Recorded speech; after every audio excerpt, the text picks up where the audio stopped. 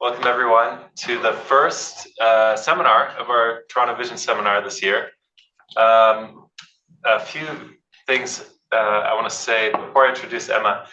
I'd like to thank our sponsors, Google DeepMind, the Fields Institute, and Arts and Science for making this possible. We also have a sign up to track our attendance at the seminar, so if you wouldn't mind just filling that out.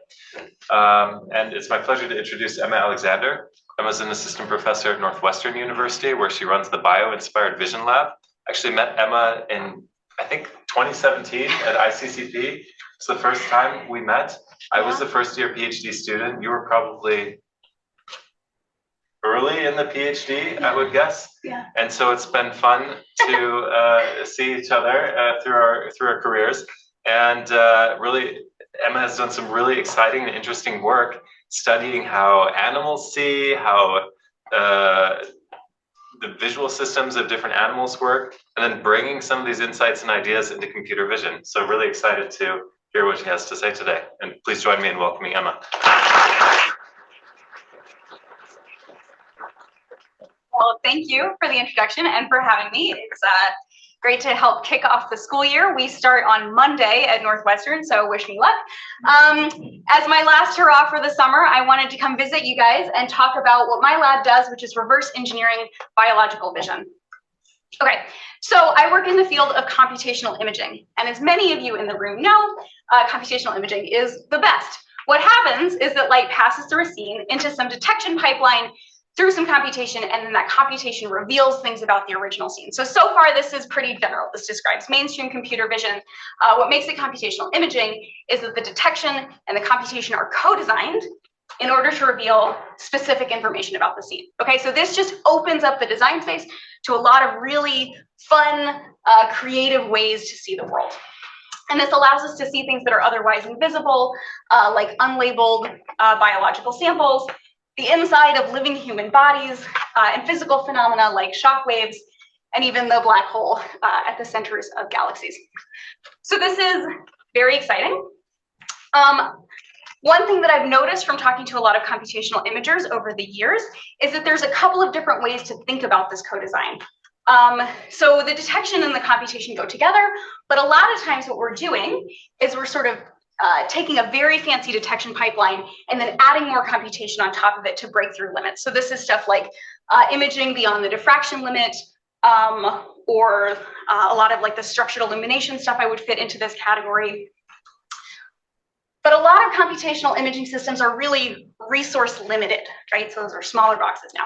And a lot of times what happens when you tighten up these resources is that you actually have to move some of your compute into the detection, and you build your optics or your sensor specifically to get exactly the information that you need, so that you don't have to spend a lot of energy getting that information out at the end. And this, I would argue, is the normal way for vision to work. Eyes and brains are co-evolved. They don't work independently, and they're highly, highly constrained. So what this looks like is when you have little brains, you end up with interesting eyeballs. And that's pretty much what gets me out of bed in the morning. So here are a bunch of computational cameras that have evolved. We've had complex visual systems for about 500 million years. And I want to point out some interesting things about these cameras that our current state-of-the-art in engineering doesn't really have, and doesn't necessarily even have the metrics to capture, right? But in these sort of survival limited settings, we end up with a lot of engineering positives coming through in these systems. So first, I just want to highlight that there's a lot of design diversity, right? When we open up these degrees of freedom in our design space, it's hard to really even know where to start. But again, 500 million years, they found at least local optima in this space. And so we can look at this and say, hey, there's something functional about this optical design. Can we figure out what it is and bring that lesson back to a technology that would be useful? There's also just a lot of nice things that come with the constraints of biological vision. So all of these systems are compact. They're all low power because acquiring calories is risky. And so they're sort of naturally sustainable in a way that mainstream computer vision is not always. Every algorithm that they use runs in real time, right? If you see a predator too late, no, you didn't. And finally, they're robust in a lot of ways, right? So if an animal has maybe a deformed eye, or if it encounters a stimulus that it's never seen before, things like one-shot learning, we don't see the sort of brittleness, the kind of overfitting that we see in a lot of purely data-driven systems. And this is, again, just, you can think of it as data-driven, but over evolutionary time. So they've sort of got built in a bunch of characteristics that we would really, really like our vision technologies to have. So to me, these are the answers in the back of the textbook for what we want our cameras to do. So what my lab does is we try to understand vision holistically. And that means combining this forward engineering process of computational imaging, where we bring computing and physics principles into cameras and displays, with reverse engineering tools from vision science, which recognizes that these are solved problems and seeks to understand the existing solutions. Okay. So a couple of animals that we've taken some inspiration from. Today, I'm going to be talking about how the jumping spider uses defocus, but we've also thought a lot about how zebrafish analyze motion, how stereo information gets encoded in the brain of the macaque, and how a variety of animals see color with really different computational mechanisms. So we are broadly inspired by many, many biological solutions. Today, I'm going to tell you about this lady. This is a jumping spider. She's called that because she jumps. So that's obviously slow motion video. They fling themselves several body lengths to do things like navigation, hunting, and predator avoidance. Okay, and they're very exciting because they're highly visual animals. What I mean by that is if you look at the size of animals and their spatial acuity, there's a general trend line where the bigger you are, the better your vision is. So we're down here, bunch of little flies and stuff in the corner there. There are a few exceptions to this trend. Famously, there's the peregrine falcon, right? It has much better vision for its body size. But down there in the invertebrates, the jumping spider is just as far off that trend line. So this is really the peregrine falcon of the invertebrate world. What you might know about jumping spiders is that they have a lot of eyes. That is not what's exciting about them to me. So most of these eyes are a low-level peripheral vision system. Behind those big puppy dog eyes that make them so cute, it is the jumping spiders that have the big eyes. You can recognize them in the wild. They have two very small, high-resolution fields of view that they can move around independently and can even overlap, right? So this is an animal that should be capable of stereo vision, which everyone knows is the cheap way to do depth detection. So what's really exciting about these eyes, though, is that they have a funny anatomy. So behind each of the big lenses is a tube. At the end of the tube, there's actually a stack of translucent retinas on top of each other. So there's two sensitive to UV and two sensitive to green. This anatomy was known for a long time, and it wasn't really clear what they were doing with it until this group did a very exciting perceptual study. So when the spider's under green light, there's a fly, boom, gets the fly. When it's under red light, which is not expecting, there's a blurry fly right here. Where is it? Oh, you can't really see it on this. Okay, let's do that again. Green, it gets the fly. Red, it's gonna jump short and then make a second jump. So it's gonna jump to about here. Oh, you really can't see it at all. It's right there. All right, great.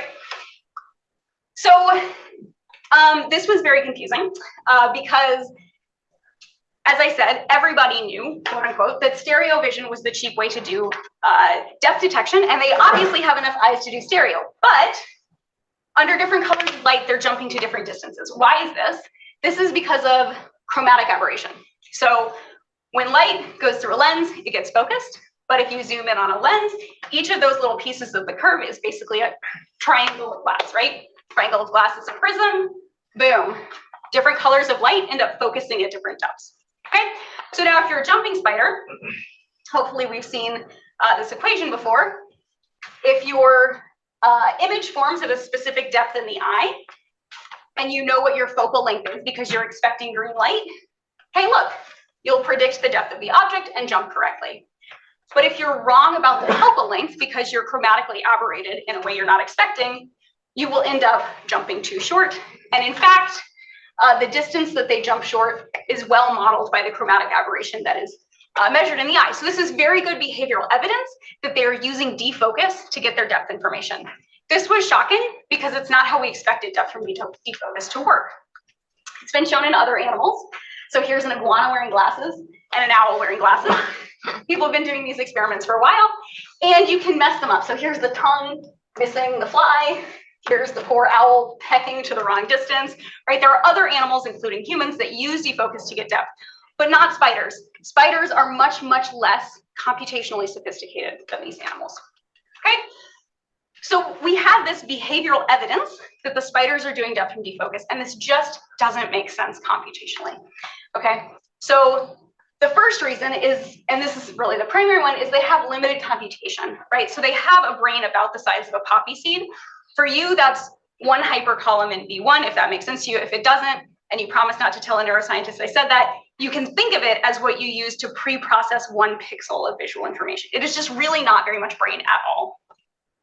The other thing is, we have a lot of depth from defocus cameras, and they use hardware like coded apertures to make the problem well posed. We can look at their eye and see that they don't have that. And the last piece is that these retinas are right on top of each other. It's a very small change in focus. And typically, right, if defocus is your signal, you want a big signal, you want a big change in defocus. Many people had analyzed this problem and said basically you need to double the size of your defocus blur. And it's really not clear that this anatomy is going to do it. So we have this behavior suggesting depth from defocus with a computational camera that does not look like a depth from defocus camera at all. So I looked at this and we thought, maybe we're missing something about the depth from defocus problem. Okay, so specifically what we have here, we have our mystery, our motive, and our clue. So our mystery is, how does this camera get depth from defocus if it doesn't look like a depth from defocus camera? Our motivation for solving this is that there might be a cheaper algorithm out there, and our clue is that the change in focus is really small. It turns out, in fact, that you can model it as being differential. And once you model this as a differential equation, a whole new class of cameras just opens right up. So here's what this looks like. Here's going to be an example. I'm just going to assume a really simple image formation model. I have a thin lens with Gaussian blur, totally idealized, very, very simple. And so if I have a textured plane out in the world, I can write down exactly what this image will look like, right? Projection, blur, easy peasy. And then if I move the retina back and forth, like I was a spider and I had 2 of these, I can write down what the other one looks like. And basically 2 things are going to happen. One is there's going to be a small expansion because of the magnification change. And the other is going to be that it's going to go in or out of focus. Okay. And so if I start looking as a differential change, I can just line each of these up, right? Subtract the pixels in one image from the other. I'm going to call that the time change, the time derivative, because we're going to have to collect these over time. It's just the per pixel image difference. I can capture this magnification change with a radial derivative. I take the x and y derivative and I just scale it by where I am on the image itself. And then the last thing is I'm going to capture this defocus change with the image Laplacian. And it turns out that these things are related to each other in a way that directly reveals depth. So specifically, my depth is just going to be this weighted ratio of these image derivatives. So the way that I apply this is that every pixel, I apply this handful of derivative filters, right? Just a couple of adds and multiplies each. I plug that in, I get the depth, the back projection of that pixel. I can do this at all my pixels in parallel, very, very cheap, fast depth map, okay? So this is what it looks like for the spider. This would be very convenient if we had translucent photosensors. We don't, but the good news is that there are many ways that you can do this. Basically, any way that you can differentially change the defocus, I can give you the depth out. So that can be the sensor location, aperture size, the optical power of the lens location, the camera location. So if you're on a robot and you don't want to activate your camera at all, or any combination of these, right? I can model whatever goes together and get out my depth. And when there is velocity, I can solve for the velocity simultaneously. Okay, so these all look a little bit differently mathematically, but it's the same basic pipeline. I take an image pair, it's differentially defocused, I apply some derivatives, and I get out from a closed form equation my depth map, a confidence map that tells me where to trust my depth map. This is important because most pixels don't have spatiotemporal changes. And so it's important to just exclude anything that doesn't have a triangulation signal. And then a 3D depth map if it's relevant. Okay, these all look the same algorithmically because they come from the same equation. I'm going to bust this out. The image change is a weighted sum of the spatial derivatives. All of this so far is stuff I can measure for the image. And then I'm just solving for these weights, which are one-to-one with translational motion, magnification change, and defocus change. Okay, so if I take the spider camera, there's no translation motion. The magnification I can calibrate out. And then this defocus change gives me my depth right away. And so that's how I have this single pixel closed form solution. If I have a simpler camera, right, a totally passive camera that just happens to be moving, then I become algorithmically a little bit more complex. I have to stack these up and solve for these 4 weights, and then I get out my depth and 3D velocity from those. Okay, what's nice about this is that whatever algorithm you get out of this equation is going to be fast, because you are only applying local filters and then you're solving a linear system. Like, you just can't put that much compute into this. And what's interesting about this mathematically is that if you impose that as a constraint, you can actually prove that the Gaussian blur is the only aperture code that will give you a system with those properties, which is cool because it means that we don't have to, we can both explain why the spider's eye looks the way that it does, and we also don't have to search around for an optimal aperture code in the same way. This equation might look a little bit familiar to you if you've done brightness constancy based optic flow. It's essentially just brightness constancy with an additional term for the defocus residual. And that's, I think, helpful because I think it gives a good intuition for like why and how this is so much cheaper. So if you've done optic flow before, you're probably familiar with the fact that there's 2 major ways to do it. You can do feature tracking. The pros are that it's quite robust, right? You find good features and you track them. You can handle multiple velocities in the same image. The downside is that it's computationally expensive, right? You're doing all of these searches all the time. And on the other hand, the differential change, you have to sort of massage your data so that you're dealing with subpixel velocities, but it's computationally really cheap. And so I think traditional depth from defocus is like this. You have a big change and then you have to really contend with large effects from that change. We just note that if you keep your changes small between frames, you can account for them very computationally efficiently. Okay, so that's some great theory, but like, is any of it true, right? We did all of this in this very idealized setting. Once we move to a real camera, none of these things will be true anymore. So we built one of our first prototypes with lens accommodation. So this has, like the spider, a per pixel depth equation. This is also how your eye focuses. You have a lens that changes shape inside your eye, and that changes where your eye is focused. And you can now buy these as commercial products. So we made one of these, and we were able to get depth and confidence with 100 frames per second. On a laptop, the confidence here, we basically just said, hey man, anytime this denominator is close to 0, probably don't trust it. And that makes sense, right? If the pixel's not changing, there's probably no texture there to rely on. The bad news with these lenses, especially because we didn't sort of gravity align this lens, is that our point spread functions are pretty gnarly, right? I told you guys before that we can prove analytically that the Gaussian is the only point spread function that will work. And these are the point spread functions that we have. These are not Gaussian, right? They're pretty nasty. But I mentioned before that biological vision has to be robust to things like a spider coming out with a bad lens. And so we find that even though our point spread functions are highly non-Gaussian, the neighborhood around this unique analytical constraint is quite robust. And we can even handle objects that we certainly didn't model. So this is bubble wrap.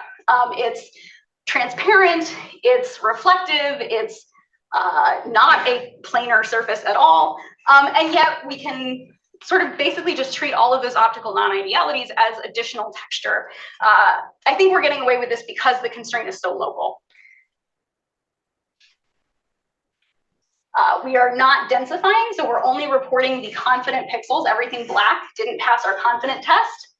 I think that's important because we can get multiple depth planes within the scene, right? If we were trying to fill in and guess, we would miss some of these features.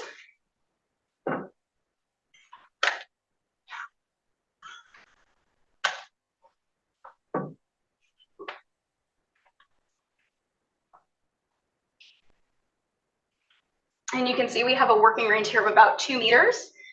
We can densify our output by adding texture. You could do this by projecting light or just wearing extra texture. And this one's kind of cute. When something is a reflection, you can measure the reflection as being farther away than the object that caused it.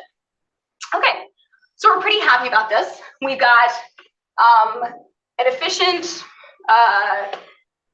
fast, depth and confidence camera.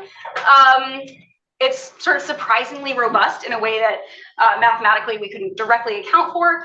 But when we look at sort of a to-scale comparison of our camera and a spider, we see that we still have pretty far to go, right? This is not yet as, we've got the real-time piece, we've got the robust piece, but it's not compact, it's not low power to the extent that we believe it could be. So a couple of different directions that we're working on bringing this down into sort of the tight constraints of the biological world. The first is that we started looking at lightweight optics. So we couldn't get ourselves some transparent photosensors. People have sort of tried this a few times, but they're not yet really successful and available. But there is this fairly new kind of optic called a meta-lens. So this is a nanophotonic device where you basically fabricate these tiny little pillars on a plate of glass. And depending on exactly how you arrange these pillars, you can put sort of phase delays onto the incoming light. What's exciting about this is that these pillars are smaller than the wavelength of the light that's going through them. And so you can play some pretty interesting tricks. For example, we took the design for 2 lenses and just checkerboard interleaved them with each other. And basically what ends up happening is the light passes through it. Half of it acts as though it went through one of the lenses, and the other half acts like it had gone through the other lens. So now on a single sensor simultaneously, we can split the light, send it to either half, and each half of the light thinks it went through a lens of a different focal length. Okay? So here, if you zoom in, it's basically just, it's pretty straightforward. We just put 2 lenses on top of each other, and it splits the light because it's so small. And again, we end up with a very similar output. We can track things like flies at different depths. We've got a water stream, so this is like a reflective, moving, transparent object, but you can see that it's coming out towards you. And we can even handle things like candle flames, which I wouldn't actually really even know how to model that. It's certainly not a Lambertian textured plane. So now we're still at 100 frames per second, but we are 30 times lighter with a passive optic. The downside of this is that they're very expensive and difficult to make, right? This isn't something you can just pick up at the hardware store, and they're also very sensitive to the wavelength. So we decided to get optically a little bit more robust, and this is kind of fun. So we decided, okay, we took one optical derivative before with this deformable lens. What if we took another by motorizing the iris, right? I told you that either of those individually could give us depth from differential defocus, but there's a really cool thing that happens when you put them together. So we have a differential change in both the optical power and the aperture size. And now what's fun is that this could be any aperture, actually. We could drop our Gaussian assumption in the math, and we get out this per pixel depth equation. Now, this looks a lot like the per pixel depth equation that I showed you before, but it's different, and it's different in a way that is exciting and important. Okay, so let's just compare what ends up happening, right? So here we changed the optical power and we compared it to the image Laplacian. Now we're just comparing it to what happens when you change the aperture size. Shouldn't make that much of a difference. But if we look at the depth of the object and the mean average error that we reconstruct, our old equation, the error shoots up and you have a very small working range. Now with these 2 optical derivatives, my mean average error is lower, and I have a much larger working range. This is because my optical derivatives give me better signal to noise ratio, right? So a derivative is essentially a high pass filter. It amplifies noise. And so the second derivative, if anything goes wrong in my image, I'm going to blow that up. But here, I'm just taking a per pixel difference. And so I'm much, much more robust. So usually, when you reduce your computation, you also reduce your working range. But here we get both, right? We get 3 times the working range with 10 times less compute. The penalty, of course, is that we have to add more complexity to our optical setup. Okay. Whoops. Okay. Sorry. Okay, so this is exciting, right? Our sort of green cameras have been moving towards where we want, which is a high working range with a very small amount of compute. Shout out, there's not a ton of low compute depth from deep focus work out there, but some of the best is from the home team. Great job, love that one. All right, but we're finally moving down to an amount of compute that is plausible for a jumping spider brain. That's very exciting. Something else that's cool about this combination of changing your aperture and your pupil together is that the human eye actually does this. We fluctuate our optical power, and when we refocus our eyes, we change our pupil size. We don't know yet if this could be connected to something like our algorithm. The focusing mechanism of the human eye is not yet understood. But one thing that's cool about it, right, is that I told you, okay, our mathematical model says it has to be a Gaussian PSF. In practice, we found that we can sort of have these like nasty artifacts from various different kinds of optical systems that are not totally Gaussian. Human point spread functions are really gnarly. So I think this could be a way to sort of start to explore on the hard end of this algorithm, can this signal be extracted without a ton of feedback in your control loop and also with really exaggerated optical aberrations. So I think there's interesting questions to ask at both ends of the bioplausibility question. But we are still not totally there on solving the spider camera problem. So we want to hit the compactness and the power, right? So this is floating point operations, which is nice, but not all floating point operations are created equal, right? I've got some IC folks in the back who know that quite well.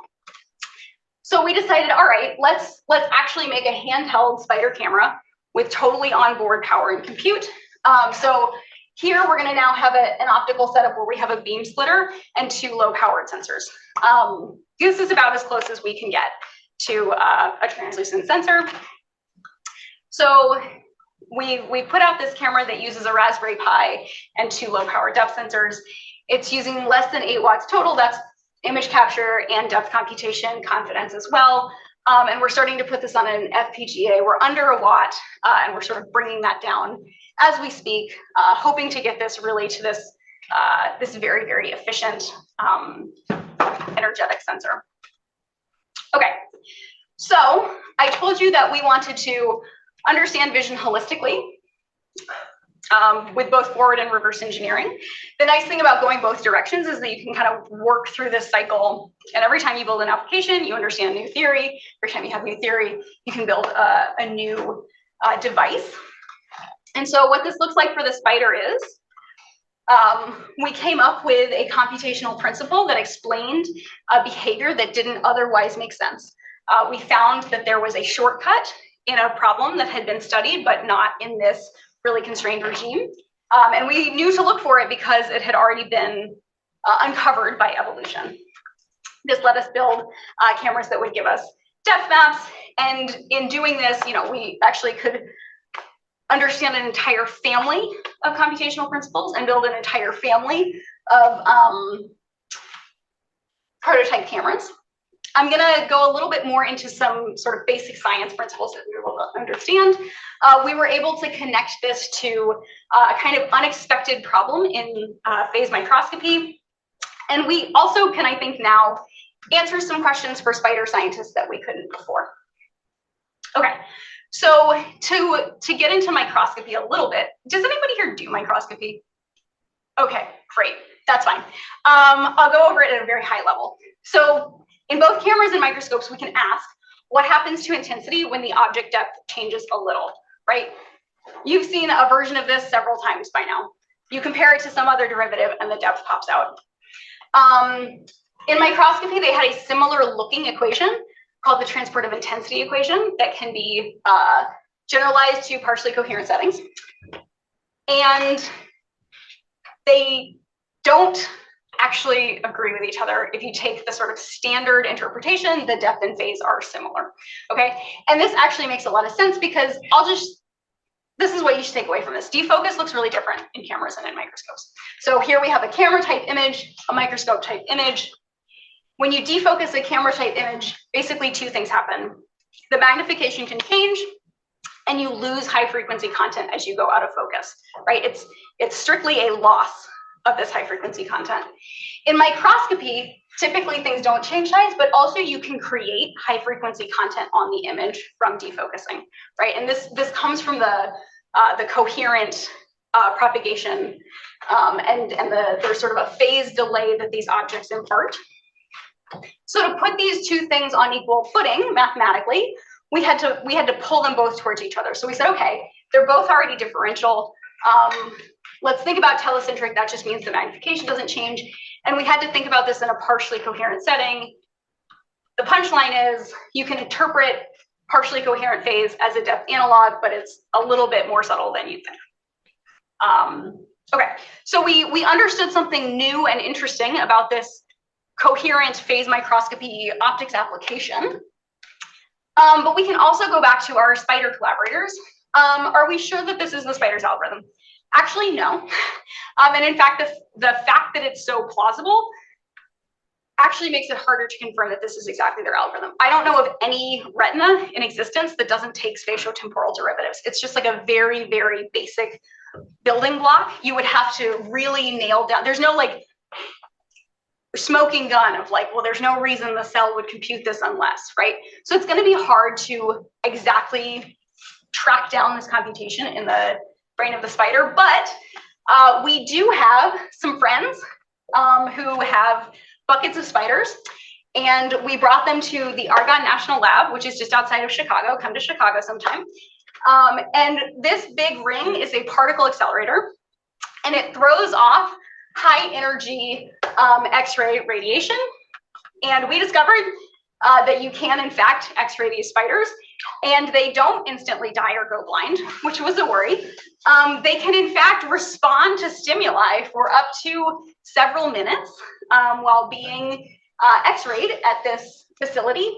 And we are trying to study the movement of their eye tubes to figure out if they are actually accommodating their eye, which would allow them to do like a depth from focus rather than a depth from defocus algorithm. So we are still working on analyzing that data, but if you want to hear more about what the spider scientists are doing, there's a cute little documentary that went up about them. Okay, so in short, there's a bunch of really, really cool cameras out there.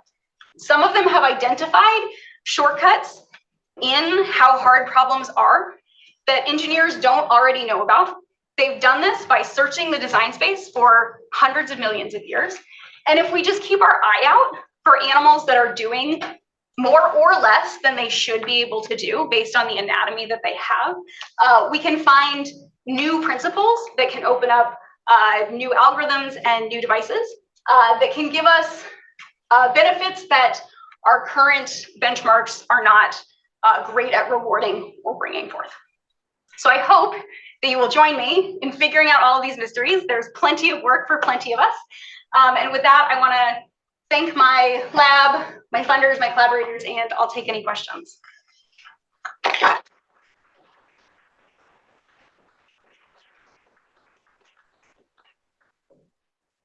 Great. Yeah, thanks for the amazing talk. Questions? Okay, so it might be kind of a stupid question, but in the you had like the two formulation with the second order derivative and with the first order derivative. Yep. And there was a spike at 1 meter. Yes. Where did that come from? Yeah. Okay, great question. Yes, I should have explained that a little bit better. So right here. So this is where the camera was in focus, right? So when you have, okay, so you can sort of think of these working ranges as, okay, so for stereo, your depth sort of grows as you go away.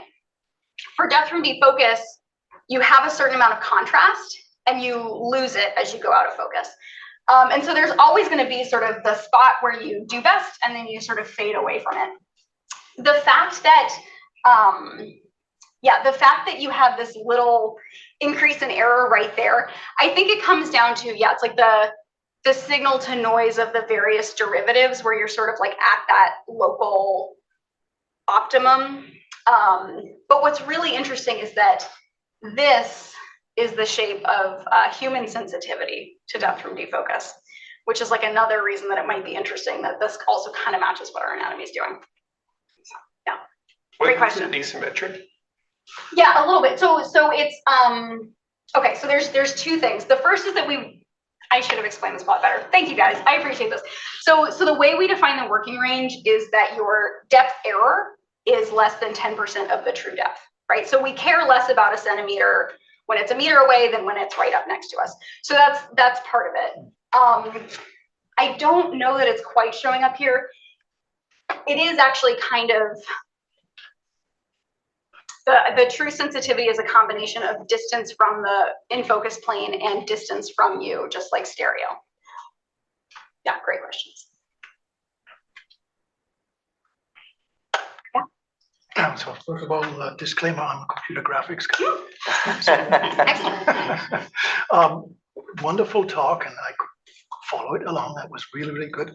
At some point you said, we get, and in that particular equation you had A's, B's, and C's, always subscripts. I wonder how much of the getting has to be done by hand. Yeah, great question. So, okay. So all of these, actually, well, so here's two versions of it, right? So here's alpha, beta, A, and B.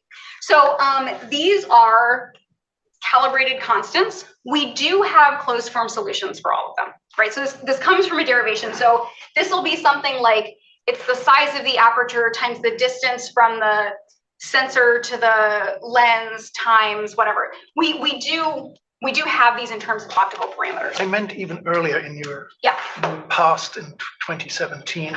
Oh, okay. So there you had all these yes. subscripted A, B's, and C's. Indeed. Sorry. Yes. Yeah. No. It's the same. Yeah. Here we are. Yeah. It's the same. It's these are the guys, right? Well, these are also coming all out. They're just parameters of your. Exactly. You can predict and don't have to guess. Yes. Yeah. So all of these, I have a closed form derivation for them in terms of the camera parameters. In practice, we calibrate them from data. But it's, each of them is a single scalar that is uniform across the field. So it's like 2 or 3 parameters total. But yeah, it's a good question. I totally love the idea that you give the machine learning guys a run for the money because you're much low power than compared to them. Yeah, I think a lot of vision, you just need something quick and dirty that you can act on. That's not something that the benchmarks really can currently capture because robotics is also such a hard problem. But I think in the next 10 years, we'll be able to actually test vision and robotics together. And they sort of don't make sense separate. It's just that they're both really hard problems. Yeah. How do you determine the focus distance of your camera? And is there a trade-offs, right? Yes. Like the defocus blur will change based on the focus distance. Yeah. And I guess your working range would probably change. Yeah. So what do you set it to? Yeah, it's a great question. And also how much do you need to oscillate around that? Beautiful. Let me see. Okay, yeah. So for this one, so we had this tunable lens, and then there's just a fixed lens. So I think for this one, oh gosh, I'm not going to remember the numbers, but basically we had 2 versions of this. We had one where, so you have a certain amount of contrast and it dies off. So you can either have a lot of depth resolution in a small range or less good resolution over a long range, right? You basically just get a contrast budget that you spread out. The nice thing about having the tunable lens is that we can track the offset. So for example, when we're like moving our hands back and forth, it's not great at doing 2 meters at once. But if you just say, okay, I have an object, you can keep it with lower error throughout that 2 meters, if that makes sense. So if you were, for example, to have the focus set very close, usually the defocus blur is like when you get close to the camera, it comes up very sharply, and then further away, it's still, if for close focus, it would still go up sharply, but then has this asymptotic leveling out, right? Exactly. Does that mean you have like better depth resolution for a closer? Because there's more defocus blur over a shorter. Yes, exactly. Yeah, so it's the slope of the defocus that matters. So you would get better depth resolution for a closer focus distance. Exactly. And maybe, is it longer working range for a further. Exactly. Yep. Yeah. So you can basically do like fine grain detail right in front of you for a short box. Right. Or you can spread it out Uh-huh. and get less good resolution, which is part of why that 10% error, it kind of scales nicely with what the system does. And the oscillation, Yeah. like, is that determined by how do you determine the oscillation? The answer to that question is kind of embarrassing, and it's the same answer as like I said, oh yeah, like confidence, just make sure the denominator's not small. For both the confidence and things like the oscillation, everything that we've tried has been good enough. We've never actually done a lot of the like really basic engineering optimization on these systems. I would imagine that it's probably the farther away you go, the more you should oscillate. We just sort of, out of the box, it wasn't the thing that was a problem. And you can drive the liquid lens at like a couple hundred hertz, is that right? So the reason we have 100 frames per second, we actually just kind of adjusted our compute to fit. It's the resonant frequency of the lens. And so you get a much better, like if we were trying to exactly set this really fast, we could run into problems. But if we just said, let it resonate and sync your compute to what it already wants to do, you get better optical quality. Cool. So did I understand correctly that the transparent retinas and the spiders are used for, or sort of the hypothesis that they're used for this purpose? Yes. Like to have a differentiated focus? That is what I strongly believe. So is the spacing between, like the spacing between these two retinas, given the aperture of their lens and the distances that they're working with, does that make sense? Yeah, it's a good question. That's actually a big part of why we took the spiders to be x-rayed. So people have studied this anatomy for like 50 years, but you can freeze the spider and slice it, but everything that you can do to get a 3D scan of the spider will move the components, and like a very small physical shift, because it's like this tiny optical system, like you move the lens a little bit and all of a sudden your optical predictions are totally off. So actually one of our big questions was like, what is the distance from the lens to the sensor? There's no bio answer to that is high enough precision that we can actually tell like what they're, like even where their eyes are focused. And what is like how many cones or cone equivalent do they have in there? It's a really good question. So they see a very, very tiny field of view at once, like maybe 1 or 2 degrees. So I think it's, I don't know, maybe 10 across and 30 tall. And they just like, it's like they're looking at the world through a paper towel tube.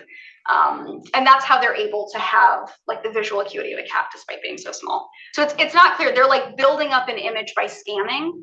And you can like do eye tracking on them, but there's a lot about the system that's not known.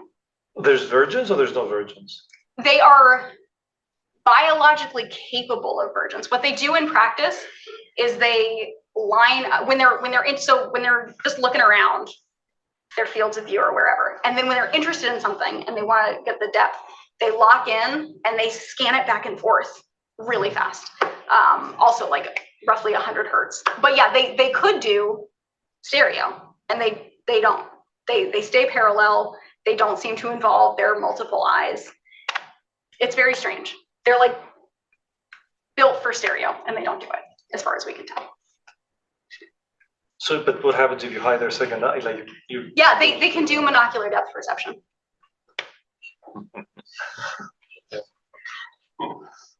Why do you have to take them to Argonne? Why can't you just take them to the hospital? That's a great question. We need really, really high-powered X-rays. It's the resolution, I guess. Yeah, exactly. So it wasn't. I mean, we brought them down there, and like it wasn't clear yet. Will they die? Will they go blind? Will there be any contrast? In fact, we brought 2 species of spiders, and one of them just like nothing showed up. So it's like they're invisible to yeah, X-ray. right. There's no X-ray contrast. Oh. What It's just like being different colors. What about ophthalmoscopes? Yeah. So you can they do eye tracking with ophthalmoscopes. They have a reflective layer between their retinas, but it's not good enough to get the exact distance as far as I can tell. That's what they told me. Would micro CT work, or Alternatively, can you just dissect it and measure it? So a dissection causes enough Uh, shift to the tissue that you couldn't. I don't know about micro CT. How come the spiders don't die when you shoot them at X-rays? That is a very good question. We don't know. Most I just don't.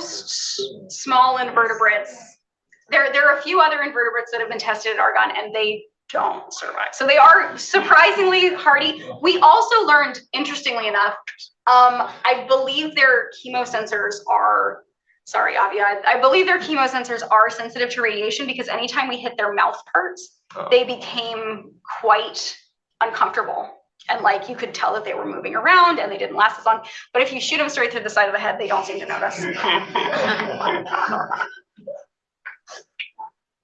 Maybe a bigger picture question. So looking forward in terms of bio-inspired vision, to get to the point where we have similar compactness, power, functionality, is the innovation mostly on the understanding the mechanism and computation, or is it more on like fabrication and being able to replicate some of these things? Great question. Yeah, so it was very easy to get to a low floating point operation count. That is like within the wheelhouse of most computational imagers, right? If you can understand the principle, you can write an efficient algorithm.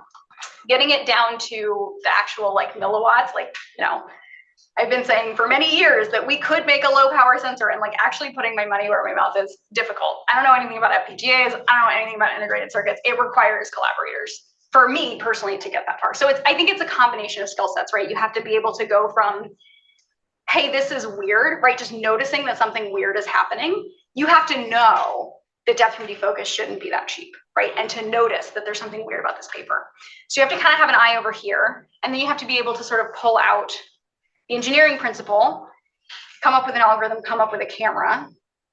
I think most imagers could do those pieces, but then actually going all the way into the real, you know, power savings at the milliwatts level. Personally, I need a collaborator for that.